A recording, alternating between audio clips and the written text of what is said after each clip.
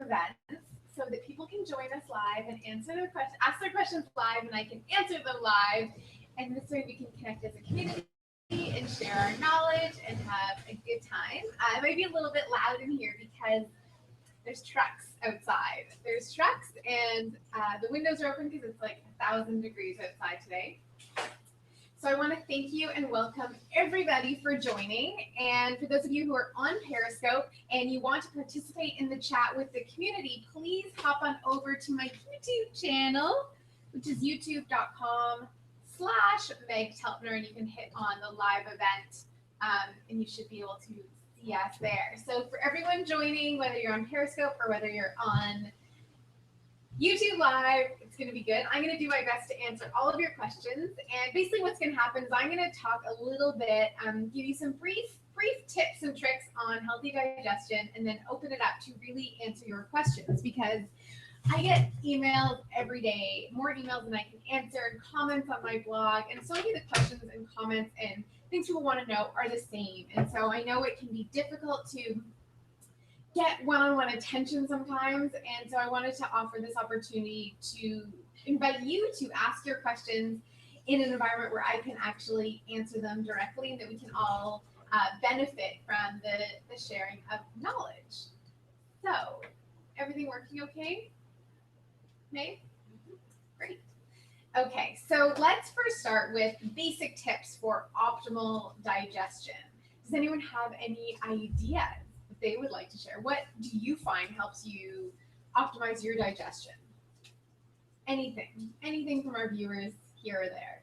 So I will just go right into it. So some of the things that are really important that we miss out on is first that the cephalic stage of digestion is something that no one ever talks about, no one knows, and that's the actual act of sitting down and looking at your food and seeing the beauty of it and smelling it and getting yourself ready and prepared to actually start to eat your food and digest it. And that's when, so that cephalic phase is a very visually based phase of digestion, where you actually, things start to percolate, where your salivary glands start to wake up. And so that stage is very important, and oftentimes we miss it because we're eating in the car, at our desk, or in front of the television, so we're not even paying attention. So the first step, if we want to talk about basics in healthy digestion, is taking the time to sit down at a table intended for eating, to look at your food, take a deep breath, perhaps practice a little bit of gratitude, and that is when digestion will begin. The second key component to digestion that we often miss is chewing. So again, we're often distracted, and a lot of processed foods don't even require a lot of chewing, but the act of chewing is what starts to trigger the release of digestive juices all the way down your digestive tract. So not just when saliva starts to mix, and saliva is high in enzymes that actually helps break down the food in the mouth, but also gets the stomach acid to start producing, so that, you know, in the mouth we break down a lot of carbohydrate, in the stomach it's a lot of protein. When it goes into the lower intestinal tract, that's when the bile is secreted to help break down the fats. And so that chewing action stimulates the brain and stimulates all of this digestive function to essentially turn on. And that's a really, really important component. And so we want to ensure that, oops, just have to check something. We want to ensure that we are taking the time to rest, to digest, to chew our food, and that is going to be a key component. And the other thing that we need to take note of is that we need to be properly hydrated. And a lot of us will sit down at a meal with a really tall glass of water and drink that whole thing down,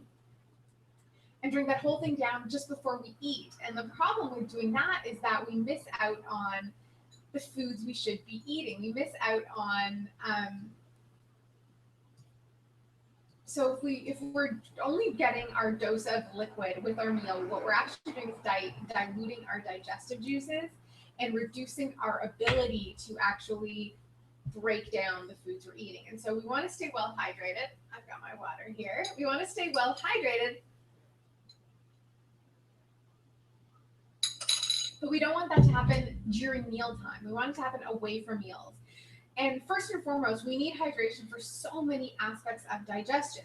But if we're talking about the key basics at this point, digestion relies on enough hydration to actually produce the digestive juices. So if we're dehydrated, that can be a key cause of low stomach acid.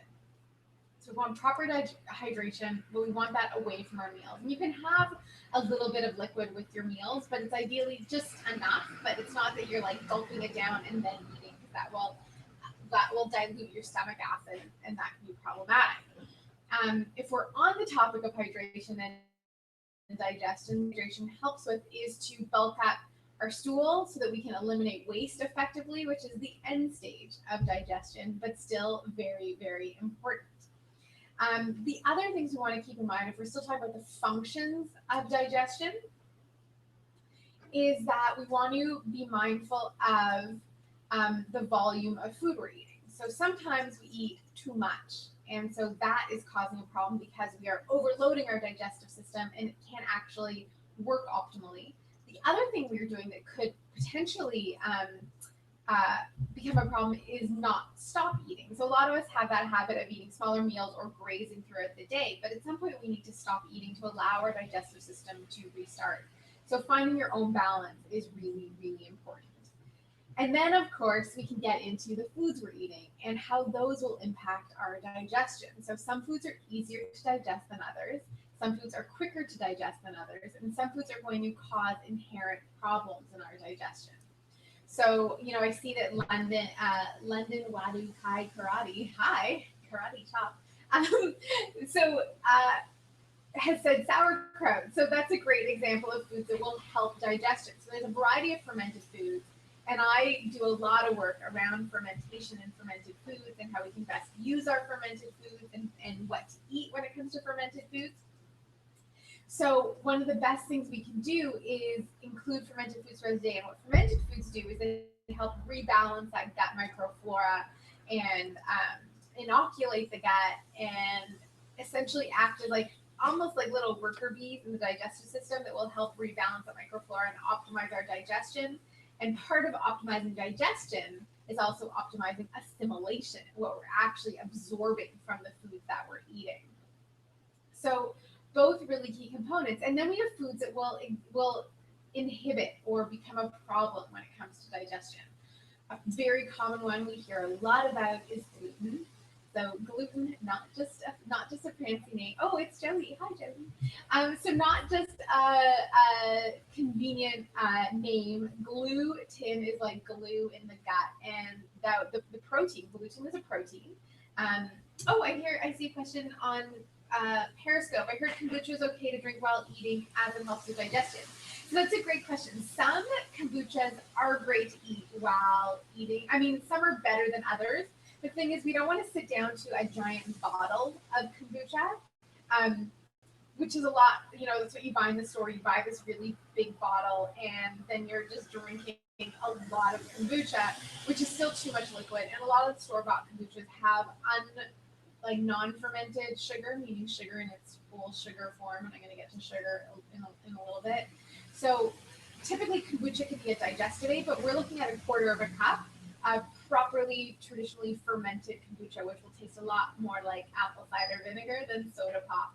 So cider vinegar can also be a great digestive aid, as can a little bit of lemon juice and a little bit of water. All of that helps stimulate stomach acid production. So just a little something to keep in mind.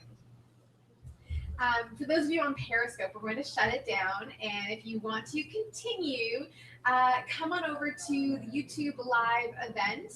And you can join us over there. We'll be finishing up with lots more questions from all of our viewers. So thanks for joining us over here.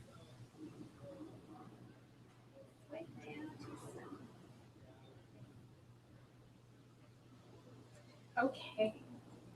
So the other aspects of things that will inhibit digestion. So we're starting to talk about the gluten.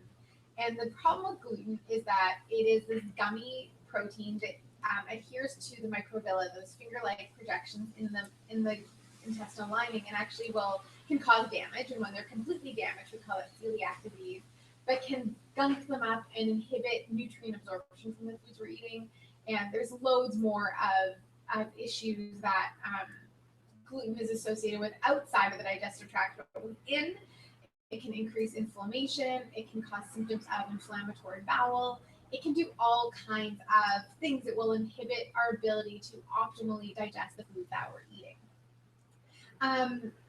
So gluten is a problem. Sugar. So that's why I mentioned with the kombucha, sugar can be a big problem if we're not, any refined and processed sugar is going to throw off that microflora balance. So we want to be really mindful about our sugar intake, especially refined and processed sugars, because those are like fuel for the bad bacteria in the gut. And once those bad bacteria begin to proliferate, we end up with symptoms of IBS. So constipation, bloating, gas, diarrhea, cramping, gurgling, all of that. So we want to be really mindful of sugar when we're talking about, things that can become a problem with digestion.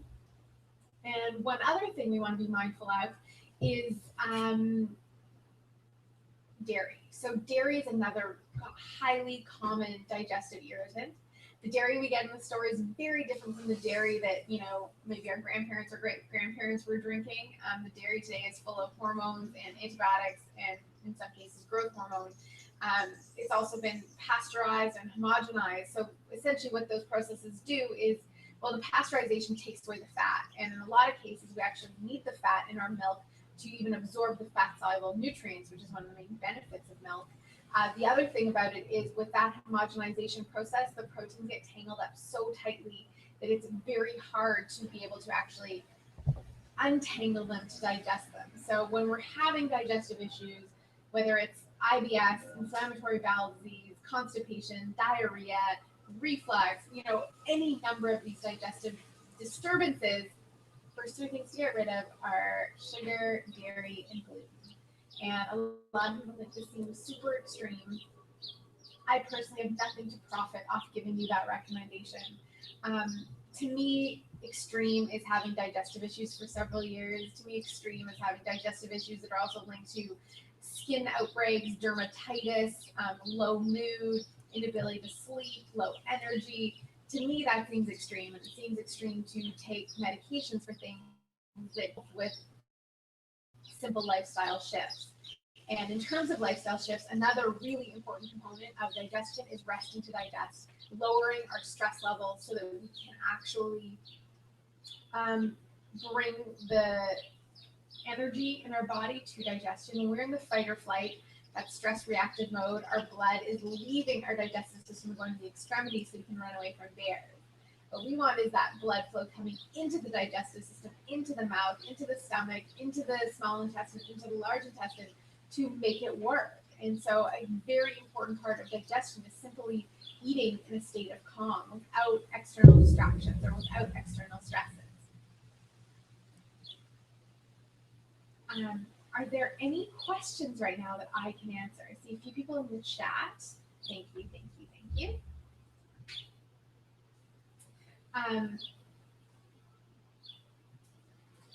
Sorry, I see a question from Chris. Pasteurization takes away the fat.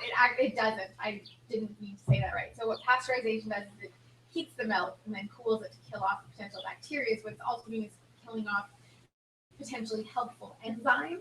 And so that's why sometimes people who can't tolerate conventional processed dairy, they actually can tolerate raw milk because it hasn't been heated. Those enzymes are all naturally present and active. So what you need to break down the dairy is already in the dairy. What I was referring to, and I used the wrong words, but to talk about with milk is when they skim it, reduce the fat from it, that can also inhibit digestion because, again, it's more processing that it has to go through. Olivia has asked, is homemade gelatin without sugar good for digestion? It absolutely is. Homemade gelatin, obviously it's not homemade, you're buying the gelatin. So the gelatin that I would recommend is from, I can't remember the name. It comes in an orange bottle. You can get it on Amazon, but it's a pure organic grass-fed gelatin. And what you can do is make jellos with that gelatin. What we'll do in our house is we make those jellos straight up just using fresh pressed juice, like whether it's a blueberry juice or cranberry juice or pomegranate juice, but just fresh pressed juice. And that gelatin is such a nutrient dense food, and it's part of the gelatinization of bone broth as well. It's same mechanism, but that gelatin, whether it's in a bone broth or in a homemade jello using grass-fed gelatin sources, is like liquid gold for the digestive tract. It feeds and nourishes the cells of the digestive tract, as well as helps to restore the integrity of those cells. So it's an incredibly healing and restorative food, and it doesn't help directly to promote good digestion, but it helps to promote the health of the digestive tract, which indirectly will promote good digestion.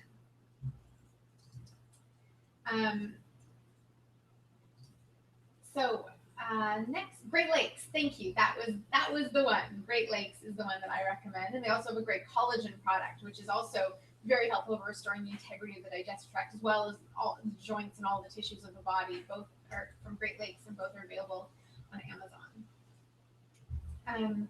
Jolyn asks, aside from making yourself, where do you recommend getting kombucha that isn't loaded with extra sugars?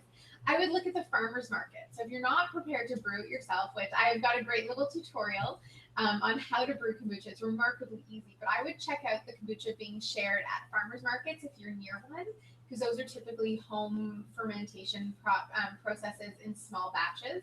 But as far as sort of store brands that are available, far and wide at Whole Foods, that kind of thing, I don't know of any that aren't really sweet. And you know that it's got sugar in it when it tastes super sweet. Susan asks, hi from Southern California, soaking nuts. Is it sufficient to soak the almonds for 8 to 12 hours? Do you have to actually sprout them for 12 hours after that? Great question. So again, I also have an article on soaking nuts. And there's a couple things. So soaking the nuts, what it does is it helps break down some enzyme inhibitors, and what is often referred to as anti-nutrients. Essentially, they're the protective layer in nuts and seeds to keep the birds from eating them, so that the seeds can actually go and spread and grow new plants. That's what seeds are supposed to do. So soaking them will definitely be a huge benefit. It will break down a lot of those enzyme inhibitors and anti-nutrients. And what you want to do when you soak them is make sure that you rinse them really well. You discard that soaking water. You don't want to then, some people want to use that water to make their nut milk or whatever, but discard that water. And then with your soaked nuts, you can take it a step ahead and sprout them. For a lot of people, that's like beyond what they're willing to do and beyond what's necessary. If you really have a hard time with nuts, that could be a great option, because sprouting will increase the enzyme availability and increase the amino acid ability, and will also start to break down those sugars, so they oftentimes start to taste sweeter as well. But again, that next step of sprouting might be, some people are like, oh, I'm not going to do any of it. This is like way too much to spend 24 hours to prepare a handful of nuts. I'm not doing it. So soaking on its own is often sufficient. Sprouting would be taking it to the next level.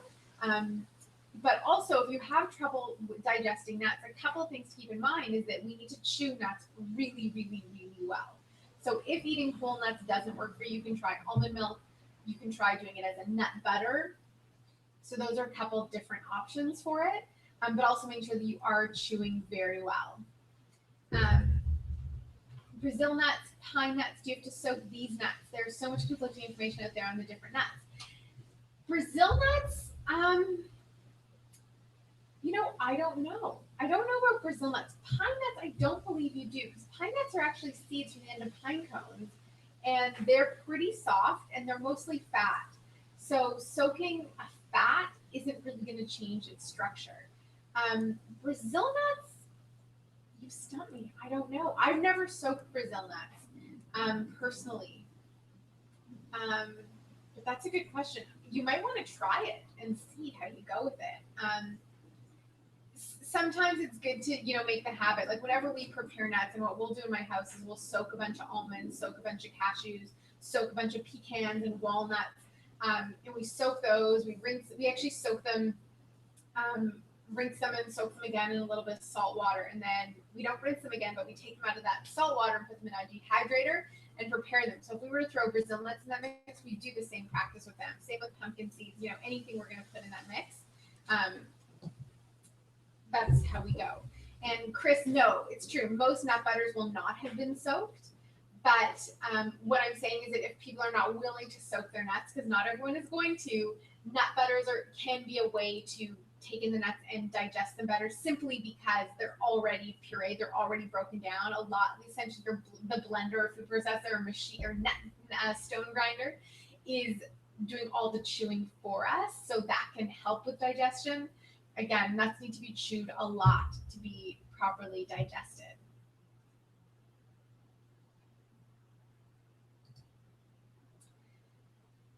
So some of my top digestive aids, and we can touch on that, and then I'll get into your questions. Some of them we already mentioned. Having a little bit of cider vinegar or a little bit of lemon and water, like 20 minutes before you eat, or even 20 minutes after you eat, can help aid in digestion. My very favorite is digestive bitters. So digestive bitters are bitter herbs. It usually includes things like black walnut, gentian root, golden seal. These are all very bitter tasting herbs. My husband actually has a blend that also includes turmeric and ginger. So what I love about digestive bitters is that, similar to a cider vinegar or a lemon juice, they will promote your body's own production of digestive juices. So that can be incredibly helpful for helping support your body, getting your body back into that rhythm of producing enough digestive juices, enough aids to break things down. So that's a really great thing that I believe is one of the most recommended for long-term use. So you can't really go wrong using those ongoing. The other thing a lot of people use is enzymes. So whether it's a proteolytic enzyme, plant-based enzyme, or HCl, and usually it's a betaine HCl or hydrochloric acid. So these can be good to help things along, help get your body into patterns, but I typically don't recommend that people stay on HCl forever ongoing. That's essentially replacing or increasing your stomach acid. And same with enzymes, because you're essentially providing a crutch to the body to help it regain its strength, but ideally you want to be into the root cause of why are we low stomach acid? Why aren't we secreting enough enzymes to help us digest? So those are some of the digestive aids I recommend.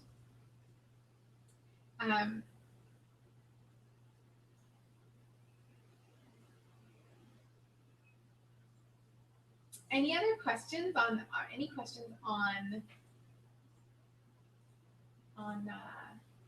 digestive aids?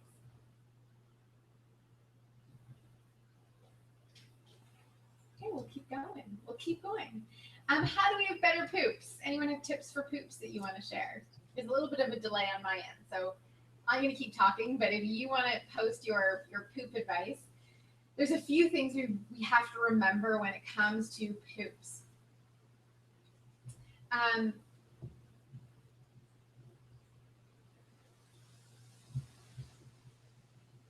So Susan, I see your question about cashews. I'm going to leave the cashews for now, and we're going to move on. It's true that not a lot of cashews are truly raw, that there is a process they use to actually break them open. I'm not the cashew harvesting expert. There's definitely some nutritional benefit to cashews. They're not all bad. So if they feel good in your body, then there's no harm in having them. What is a challenge with a lot of nuts is if you're on a vegan diet, and nuts start replacing everything in your diet, that might be too much nuts, and we are what we eat, so we don't eat too much nuts. So Sonia's asked, how long should we take digestive enzymes? I can't say. I recommend that if you are taking digestive enzymes, I hope that you're working with a really awesome healthcare practitioner who doesn't put you on a number of supplements for months on end, but puts them on while you need them, while addressing the root cause. So Olivia has suggested apple cider vinegar and magnesium to help with healthy poops. Both great options. So the cider vinegar is going to work to promote stomach acid production.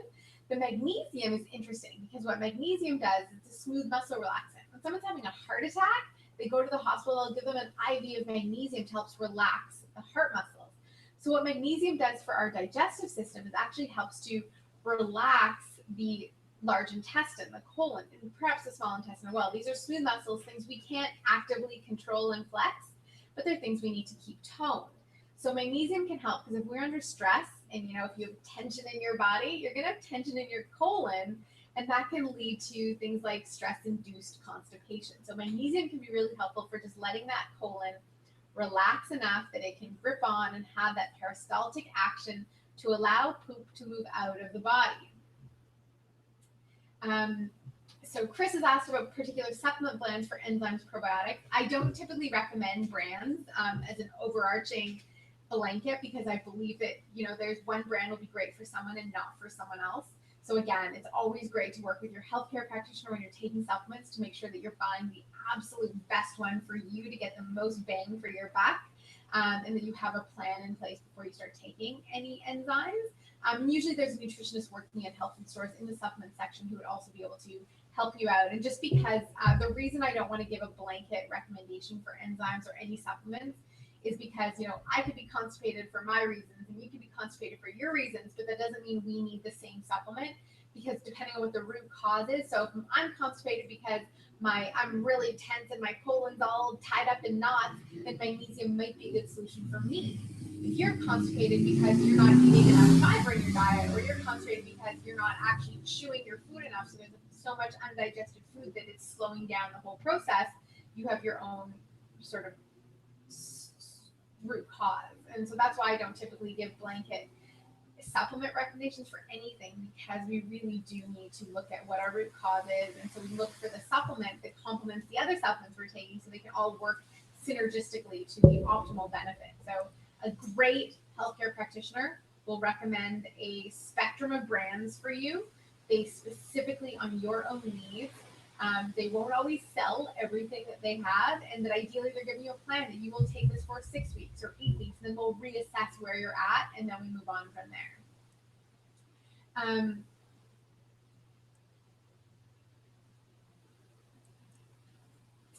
So Ravneet has asked, I believe the question is there a magnesium deficiency? Is there a link between magnesium deficiency and digestion? Not necessarily. Magnesium really works in the muscles. It works as an alkalinizer. The way it affects digestion is if in cases of constipation. But again, magnesium to relax the colon is awesome, and it's a symptomatic solution. But we want to look at is how do we get to the root of, if that is the problem in our colon, how do we get to the root of relaxing, of finding stress processing strategies? Another really important tip for good poop. So we want to obviously make sure that the colon is moving and things are moving up. We also need to make time to poop. So if we have a very rushed morning, and ideally we want to poop first thing in the morning so we're not walking through a day full of shit, but you need to make the time. You need to make the time to poop. And so it's important to schedule in that day, because as humans, we have our entire system works on cycles. So with our entire system working on a cycle, the pooping is part of that. So we want to aim to, have everything work in a bit of a system, which means that we go to sleep at the same times every night. We wake up at the same time. We eat ideally at the same regularity. We're drinking the right amount of fluids. And so when we get in that cycle, and that cycle will affect all of our hormones as well, from the serotonin, melatonin, the dopamine, the adrenaline, cortisol levels. So it's all part of the cycle. So we want to go to sleep at the same time, wake up at the same time, and ideally if we're eating at the same time, then that will hopefully trigger us to poop at the same time. And we know with babies, I've got enough of them in my family, not me personally, but usually a child or a baby will eat and poop almost immediately after. And that's because when you trigger the sphincter, you trigger your digestive juices in the mouth, you trigger the esophageal sphincter, you trigger the sphincter from your stomach into your small intestine, the sphincter from your small intestine to your large intestine, and then ideally the sphincter from your large intestine out of your body, that you have that pattern. And so in some traditions, they believe that we should be pooping 3 times a day. Most of us are lucky if we're pooping 4 or 5 times a week. Most are not pooping daily. And that's really important, because as we hang on to that poop in our body, we're actually reabsorbing what I call 2Z juice. We're reabsorbing poo juice in the body. It's depleting our energy. It's increasing our overall toxic load, because we're actually reabsorbing waste matter from that we've already eliminated. We're taking it back in and need to reprocess it. So we want to make sure that we're making that good time to poop in the morning. We also need our water. We need our fiber. Some people experience more constipation when they're having higher protein meals, which is something to consider, because if we're not digesting our protein properly, that might be an indication of low stomach acid. And we know we're not digesting our protein properly, that if when we're tooting, we're clearing the room, because that's the putrefaction. That's that there's been protein in the body for 18, 24, 48, 72 hours that needs to be eliminated. So you can check your transit time. This is a great little test. I actually write about it in my cookbook that's coming out in October. But it's the beet test. And so what you do is you eat beets, because beets have a phytonutrient in them, essentially, that doesn't get digested. So that bright, glowing red beet color doesn't break down. And so we often see it in our pee and in our poo. So if you eat beets, and then you start tracking how long it takes before you see the beet remnants when you go to the bathroom, not in your pee, but in your poo, because we want transit time for our digestive tract. And that will tell you your transit time. And ideal transit times are typically 18 to 24 hours. Some of us are much quicker, which can indicate digestive irritants, can indicate a stomach bug, can indicate IBS, leaky gut. Some of us are or low fiber, or maldigestion of oil can also cause diarrhea or rapid evacuation. And then many of us, and most of us, deal with too slow, which is like it's taking 24, 36, 48 hours to actually start seeing those beets in our poop, which is an indication that our transit time is too slow. And so we want to increase our water, increase our fiber, potentially supplement with digestive bitters or with an enzyme, probably supplement with a probiotic, or start intaking lots more fermented foods, and making that time to poop so that we are actually evacuating on a daily basis, hopefully 2 times a day, maybe even after each meal. So I'm going to go back to your questions. Can you combine, and thank you again. I just want to say thank you. Thank you for participating. Thank you for asking all these awesome questions. Oh, yes. Oh, I should be talking right into it. Does that sound better? Okay. Can you combine enzymes or digestive bitters with probiotics, and what's the timing like for that?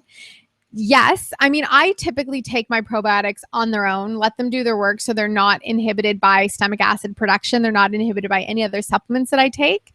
So you can actually take your digestive enzymes. You can take bitters with enzymes for sure, but I would typically say to take the probiotics separately, especially if your enzymes have any HCl in them, to let that do its work. Deborah says coconut milk powder has sodium caseinate in it. Is that the allergy part of the milk ingredient? Good question. So different people are going to have different reactions to different components in dairy if you are sensitive to dairy. So for some, it's the lactose, which is the sugar. For some, it's the casein, which is one of the proteins. It could be any number of proteins. So typically with, do we need to shut this window over here?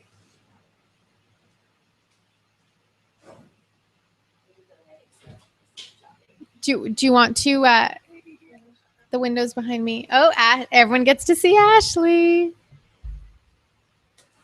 Of course, the big trucks come by. So I would look at the calcium milk powder and see what else might be the coconut milk powder, and see what else might be actually in that coconut milk powder. Oftentimes it's cut with things to keep it from sticking. So we need to be a little bit mindful of that. I usually just go with the milk. It's one less stage in processing. So Debbie has asked if leaky gut can be healed. Everything can be healed. So yes, you can absolutely heal leaky gut. It is a process. You'll need to eliminate any of the foods that you're reacting to. So there's some really good food sensitivity tests that can be done through Cyrex Labs in the US. If you want a facilitator for it, contact Josh Gatalis. He's my husband, but he can set you up with those tests. So that will show you what your body's currently reacting to. And we need to eliminate, if we're trying to heal leaky gut, IBS, we need to eliminate any potential allergen or any potential sensitivity. So this is different than the scratch test. So if you go to your doctor and you get a scratch test for your allergies, what they're checking for is an IgE or an immune response. So food sensitivity tests a different type of response in the body, which is part of the toolbox. It doesn't always have all the answers, but it can be very helpful to indicate. So for example, 3 years ago, I was in the middle of planning a wedding. My dad had cancer. I was finishing up my book. So there was a few things going on in my life and I was a little bit stressed, and I started getting reactions to eggs, to pineapple, to strawberries. I started reacting to a lot of stuff. And so I sort of pinned down a couple of things that I knew I was reacting to. And then I had my food sensitivity test done and it confirmed what I'd suspected, and then a few other things. And so I eliminated those 100% from my diet. And then I started taking, really focusing on course of probiotics. And that's why a lot of my work now is around fermented foods, because I got really into eating a lot of fermented foods, and really supporting my digestive health. And I've recently, 3 years later, after being 100% off all of those things for 3 years, I've reintroduced eggs, I've reintroduced pineapple, and I've been completely fine. I was getting eczema on my face, on my eyelids, all these, things you don't want to happen. So you can absolutely heal leaky gut. It is a process. I think that a lot of times, depending on what the cause is of leaky gut, oftentimes it is that microflora imbalance or candida type issues. So candida is a pretty hard thing to remedy on a vegan diet. Because oftentimes what needs to happen to remedy leaky gut and to remedy candida is to eliminate complex carbohydrates and those disaccharides. So we actually have a conference coming up, the Culinary Nutrition Conference of 2015. It's a one-day free event. Hop on over to culinarynutrition.com to make sure you register for it. One of our guests on that is Ricky Heller, who is a vegan, who is all of her work is around candida. So it'll be interesting to share that interview.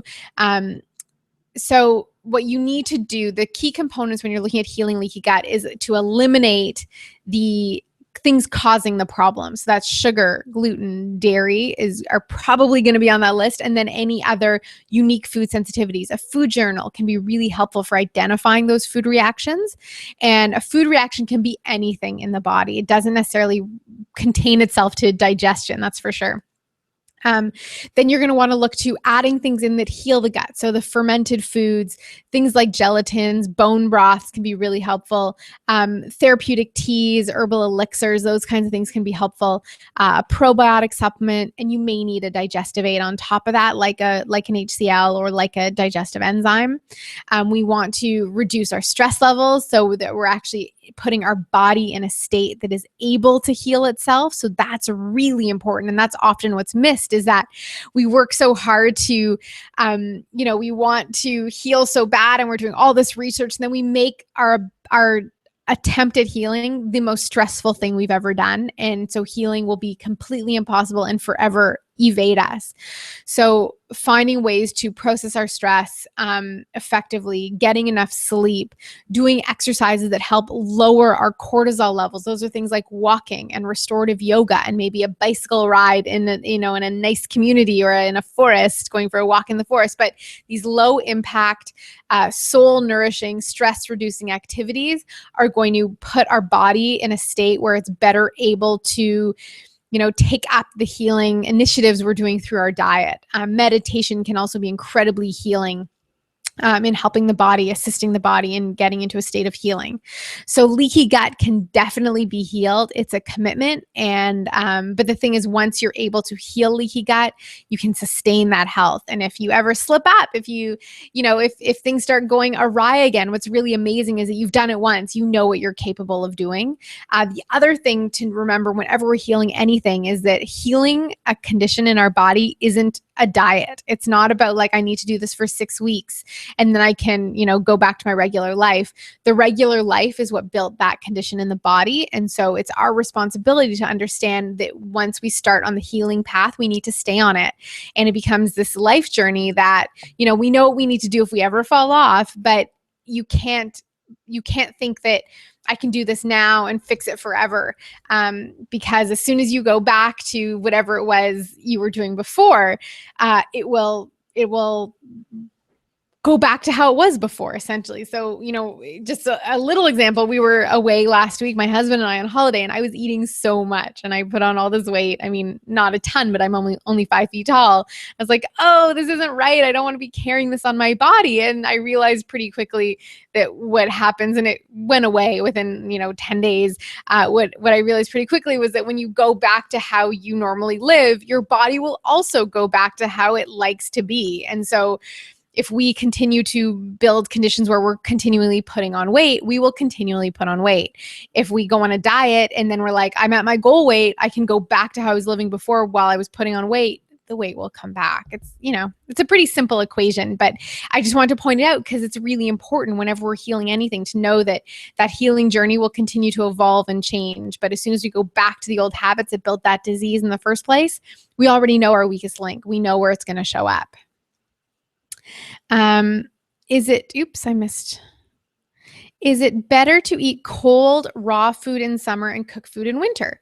Well, it's definitely better to eat raw food in the summer than raw food in the winter. So some people do better on raw food than others, and it's a very individual thing. So if you feel great on raw food, eat raw food in the summer. But make sure you're getting enough protein and fat along with your raw food. And if raw food never works for your system, then it's not going to work in the summer. And eating a raw food diet in the winter is likely not going to work for anyone, especially if you live in a climate that actually has seasons and has winter, because then you're eating foods that are not natural to your environment, that are really not going to do their best work in sustaining your health. So yeah, I mean, I typically eat way more raw food, way more salads, way more cold smoothies in the summer than I do in the winter. Chris has said, I find warm water in the morning helps. Warm water does help. A little tea might help as well. And you can also look at getting some herbal teas. Licorice root is a adaptogenic herb. So licorice tea can be really helpful for getting the poops going because it actually relaxes by the mechanism of relaxing your nervous system. Olivia asks, what do you do if you're pooping regularly and on time but not digesting properly, like vegetables? So if you can recognize vegetables in your poo, that's a good sign that you're not chewing it well enough. And so the first step and vegetables can come right through your system without being chewed because they're mostly fiber, and that fiber acts as a bulking agent. But so the first thing to do is ensure that you are chewing your food. And I would also recommend checking your transit time to make sure that, things aren't going through too quickly. Susan asked, what about betaine, hydrochloric acid? Do you think we need to take it after age 30? I can't really answer that as a general rule. Ideally, until we're dead, we're producing and functioning just as we need to optimally in our body. So a test you can take with HCl is to take them on an empty stomach. So start with 2, then take 3, then take 4, then take 5, then take 6 until you start feeling a burning sensation. And that's how you know what you need to be taking if you want to be supplementing with it.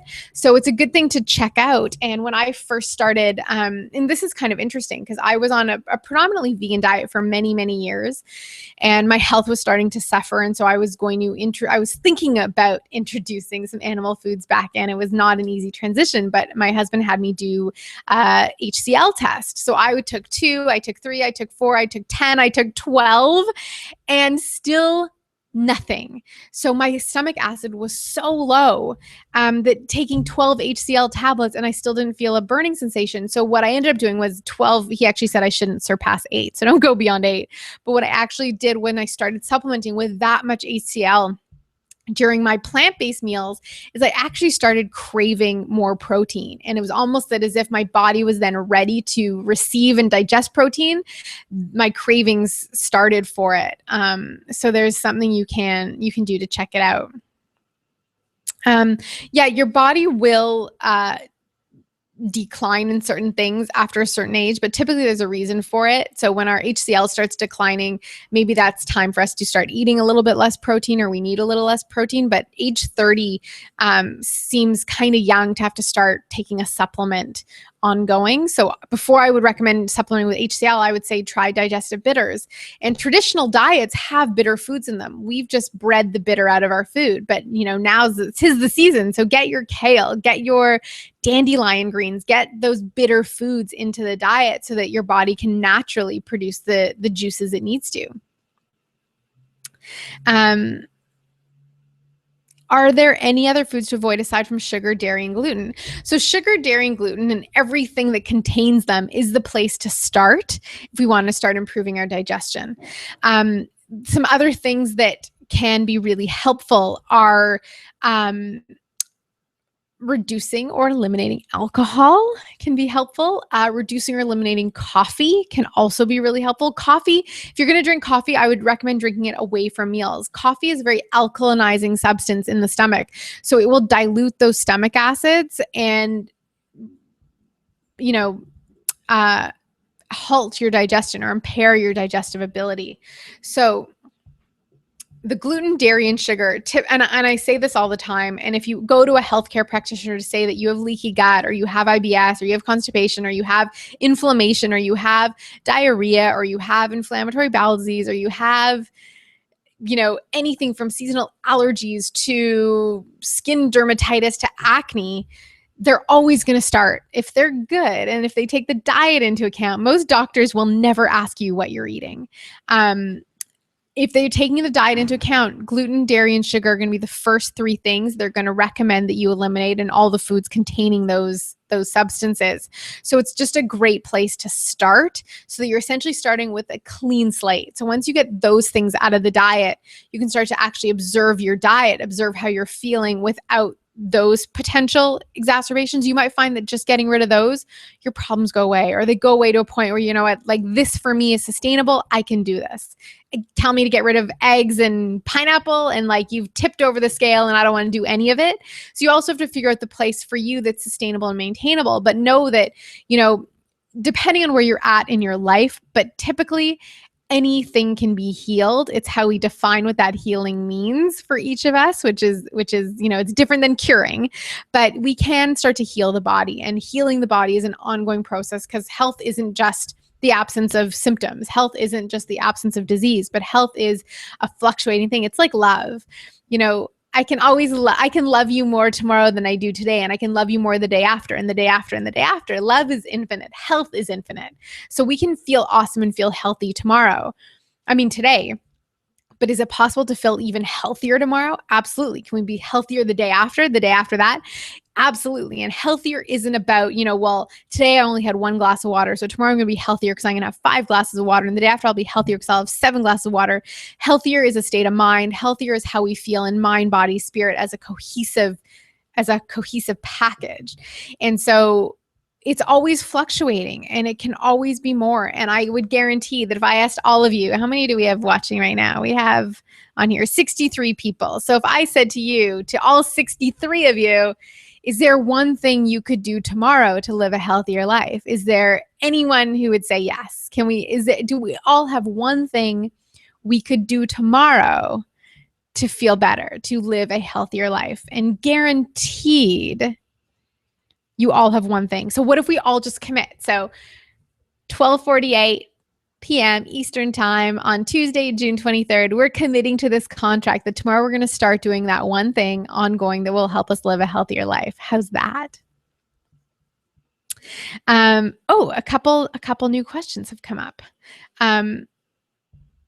Okay, about sugar.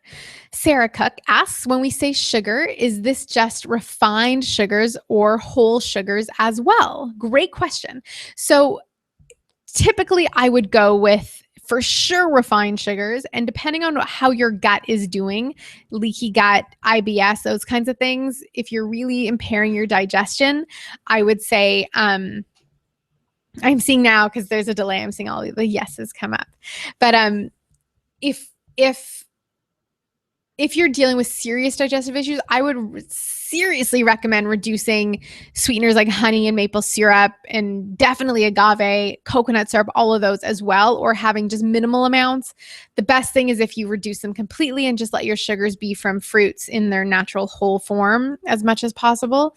And then if you want to use, sweeteners that perhaps don't affect that, I would say in small amounts, things like xylitol, Lakanto is one of my favorite ones. It comes from monk fruit, has no weird aftertaste.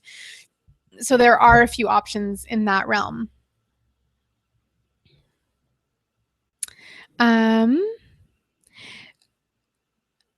Chris asks, what do you think of Bulletproof coffee? There's two kinds of people in this world. Literally, genetically speaking, there are people who can metabolize caffeine very quickly and people who cannot metabolize caffeine very quickly. So adding butter to your coffee, in my opinion, doesn't necessarily make it a health food. So if you are sensitive to caffeine, if you are sensitive to coffee, if coffee makes you feel anxious, if coffee affects your digestion, it's a no for you. If you're a slow metabolizer of caffeine, that caffeine is going to be in your body for longer and will still have those same effects on your stress hormones. I'm a fast metabolizer of caffeine. I had my genetic testing done through 23andMe, but even still, sometimes I'll put a little bit of ground coffee or coffee beans into, if I'm making like a smoothie and I want that flavor. If I put too much in, I feel it. I feel anxious. I feel racy. I don't think I'm thinking properly. And I'm usually, more anxious on the anxious side anyway. So for me, even though I'm a fast metabolizer of caffeine, it's not a good thing. And, adding fat to it will make it better. If it's between having coffee black with sugar or having coffee with some honey and butter in it, or preferably ghee, then that is definitely a better option. But if I was to say drink coffee or don't drink coffee, I'm still inclined to go with the no coffee. And, I've been in touch with the Bulletproof people and they're sending me some of their MCT oil and they're sending me some of their caffeine-free tea. So there's ways to apply that Bulletproof philosophy to drinks other than coffee. And if you want to have coffee, have a coffee. If you need to have a coffee every single day to function, or if you need to have 3 coffees every single day to function, that might be a little too much coffee.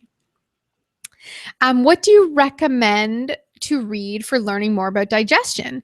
Well, if you want to learn about digestion as a whole, what's happening in the different parts of the body, the best book is called Gulp, which is all about digestion, the digestive tract, how it works, what impairs it, what inhibits it, what helps it. So off the top of my head, that's the best book I can recommend on digestion. I heard that grass-fed butter was okay even if dairy is not. Thoughts? So grass-fed butter for a lot of people is fine. I can't tolerate dairy, but I can have butter. Usually it's okay because in butter, the lactose levels and the protein levels are very, very low. And those are the components that people react to. Typically when we're having food sensitivities or food allergies, we're reacting to the protein in food. The lactose in butter is usually an issue because most children, depending on our genetic history, our ancestry, after the age of 2, we no longer produce the enzymes to break down lactose. So grass-fed butter is a great option. I usually take it a step beyond that and turn my grass-fed butter into a ghee. And we have, there's actually a component in the new and improved Culinary Nutrition Expert program where I show you how to make ghee. But we have a blog post on the culinarynutrition.com website on why ghee is so great and how to make it. So I like ghee because what ghee has done is taken out the sugars and the proteins completely. So all you're left with is pure fat. So for me, it's the most delicious that way and the least reactive in the body. Another thing too, this is the end of June. So if you have a farmer that is making their own butter or ghee, now is the time to buy it. June butter is a thing. So there's actually companies that will only produce their ghee from June butter. And the reason June butter is so awesome is because that's when most of the nutrients are in the grass. That's the highest nutrient density in the grasses. And it's also when the butter will be the highest in vitamin K2. And vitamin K2 is vital for dental health, dental integrity. Okay, so there's 3 more questions I'm going to answer, and then we'll have to start to wrap this up. The sugar from monk fruit is called Lakanto. I think it's Lakanto. Dates, they're so good in desserts, but I understand very high in sugar. Dates are so high in sugar. They rate 100 on the glycemic index, which actually puts them higher than table sugar. So dates are good in desserts, assuming that you are not dealing with candida overgrowth and things like that. They're good for sweetening smoothies. I like dates over even a honey usually. I often go with honey only because I can get honey locally. But dates are very, very high in sugar. So eating dates on their own are usually not a good idea. It's sort of like the candy of the health food world. Often they're used, in desserts. Usually they're mixed with nuts or that kind of thing. So that will help bring down that glycemic load, but they are a super sweet. They're super sweet food. And the name of the test that I got for my genetic testing was the 23andMe through the US. And the thing about any kind of test that you get done, and I'm all for functional medicine testing. I'm a huge fan, but I'm also have a husband who does that for a living. So getting the test done is part of it. That's really just your effort of ordering it and doing it. But it's really important when you get these tests done that you have them evaluated by someone who can actually read them and give you an effective plan, so that when you get those results, you're like, okay, I'm low in this enzyme and that's going to do this in my body, but that you know how to act on them. How you have an actionable plan on any of these steps so that you can actually put it right into practice to work to prevent conditions and allow your epigenetics, allow your genetic potential to shine bright. What about coconut oil? Is that acceptable instead of ghee? Absolutely. So it has different benefits. Coconut oil doesn't have the vitamin K2. It doesn't have the same nutrient profile as ghee, but in terms of lowering glycemic load, in terms of slowing absorption rates, coconut oil is a great option. Ravneet has asked, what are your thoughts on glycemic index versus glycemic load? I don't want to get too far into that because we're trying to focus on digestion today. But glycemic index is the measure of a single food, and the glycemic load is a measure of essentially a meal or the combined food. So typically the glycemic load is going to be a better measure. So for example, I don't advocate eating rice cakes, but a rice cake on its own has a very high glycemic index. But if you take that rice cake and you put some almond butter on it, then you're adding a fat and a protein that will reduce the overall load. So it's a helpful tool, but ultimately I recommend we all try and eat most of the time on low glycemic foods so that we don't have to worry about it all. So, okay, Catherine has asked, if I'm allergic to something that is making me itchy, do you recommend an elimination diet? If so, which one? There's so many different ones. I would recommend first getting rid of the gluten, dairy, and sugar, and do that for maybe 2 weeks solid. And then And while doing that, keep a very simple diet so that you can actually pay attention to the things you're eating. And most of us don't eat that much variety in our food. So you'll start to see patterns, and keep a food journal. So that's, the best elimination diet is the one you customize for yourself. So that, if you suspect that eggs are a problem, if you suspect strawberries, if you suspect shellfish, if you suspect almonds, if you suspect, there's a certain number of things that are kind of common. So if you start to simplify your diet and then rotate out the foods you become suspect of, that can be a really good indicator of that elimination diet. The other thing you can do is get the food sensitivity panel from Cyrex Labs out of the US. And they can test, you can do a 250 food panel or a 500 food panel, and that might tell you right away what you're sensitive to. Will the CNE program teach you to read the genetic testing? No, the CNE program is about food.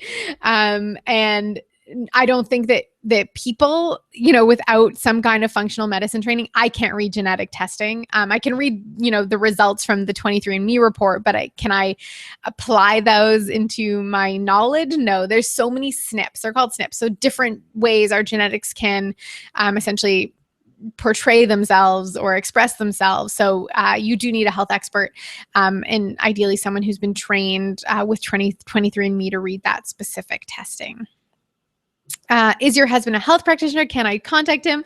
He sure is. He's the best. He's a functional medicine practitioner, clinical nutritionist. His name is Josh Gatalis, and maybe you can put up a link at the bottom. So it is JOSH GITALIS.com. That's his website. And so he can do all of the functional medicine testing, all the functional testing for you. He can also interpret the results and give you that a program based on those results. Or he'll recommend, you might want to, what I typically recommend you do, I don't know how a lot of other practitioners practice. I know my husband's awesome. He was awesome before I married him, for the record. So I'm not just saying it because he's my husband, but what is really good is if you can do like a 1-hour consult, go through your main concerns, and then he'll recommend what tests you might need if you're not ready to do a full program, because he's really honest about it. So he won't be like, and here's the gamut of tests that I recommend. He's really looking at what you might need specifically to answer the questions you have. And Deborah Young says, check into the histamine response. That is what caused my crazy itching. I've been seeing a lot of articles recently about the low histamine diet as well. I know my husband actually just put someone on that protocol and has had great success with it as well. So I don't know a lot of the details around it. And there's certain foods that will stimulate more histamine release than others. So that can be helpful. And also know that this time of year, seasons changing and all that is often a time when our immune systems are more compromised and we can become more sensitive to things in our environment. So our time is up. That hour flew by.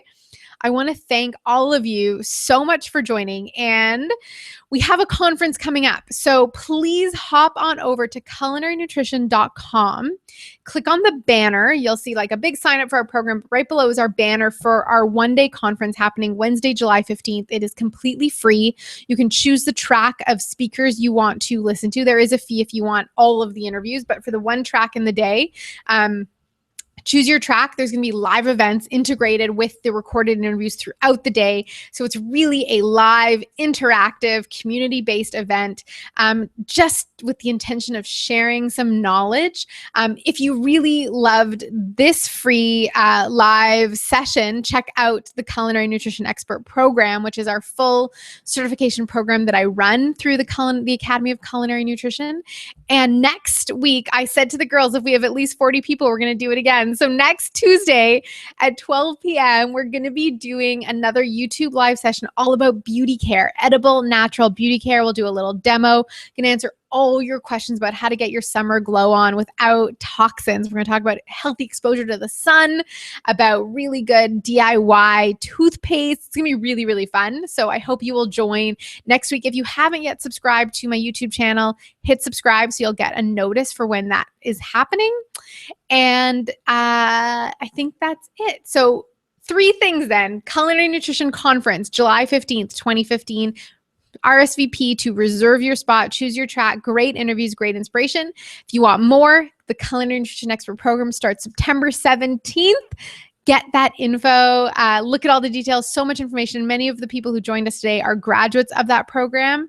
And thirdly, be sure to join us next Tuesday, same place, same time, for a edible beauty live digestion session. So I hope you enjoyed it. Thank you so much, everyone, for giving me your lunchtime and sharing your great energy, your great questions, your enthusiasm, and your awesome tips with me. So have a beautiful afternoon, everybody, and a great rest of your week. Bye.